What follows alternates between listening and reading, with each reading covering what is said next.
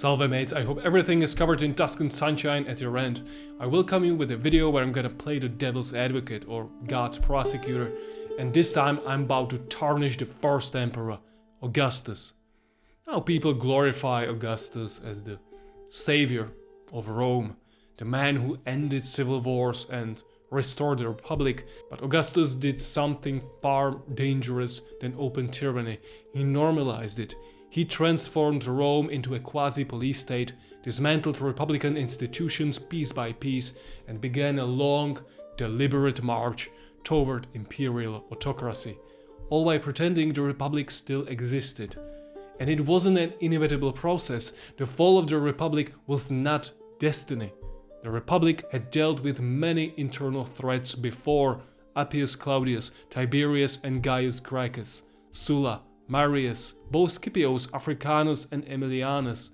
But this time it was a political coup carried out by a very effective narrow elite, with Augustus at the center, that used unprecedented cruelty to justify their means and who hollowed out republican offices until only the shell remained.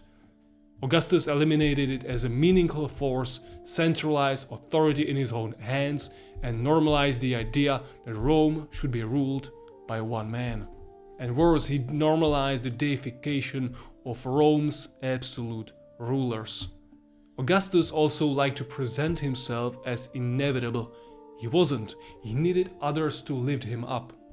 Agrippa won his wars, his wife Livia managed his court, Julius Caesar pulled him from relative obscurity and named him heir.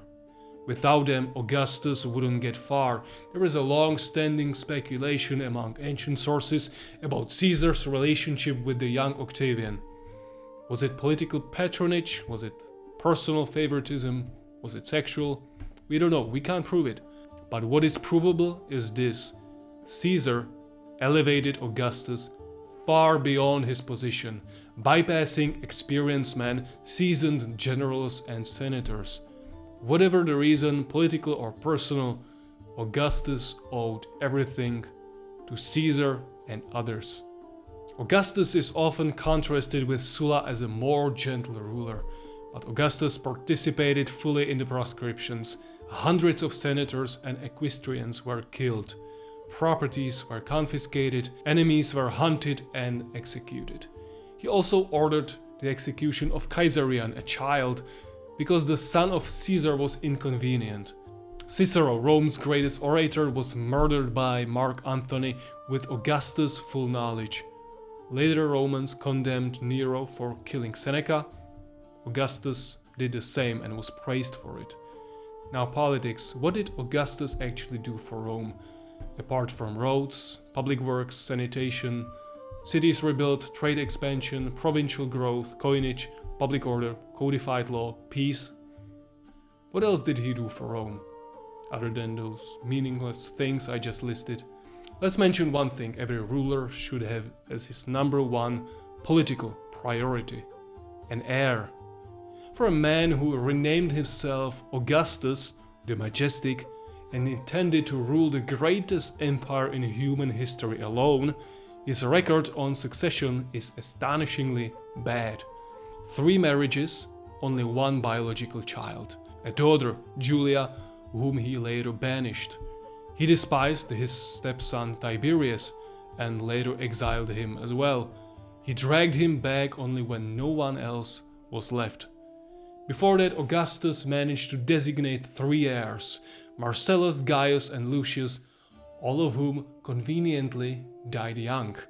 He named Agrippa, a man his own age, as heir, which would have disqualified him by logic alone.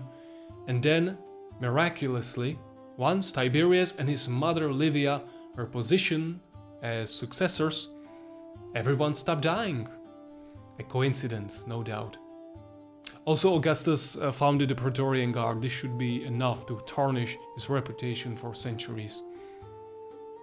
So mates, this is my take on the Emperor Augustus and also the end of the video. Hope you guys liked it. Remember, I play an advocate, not a judge.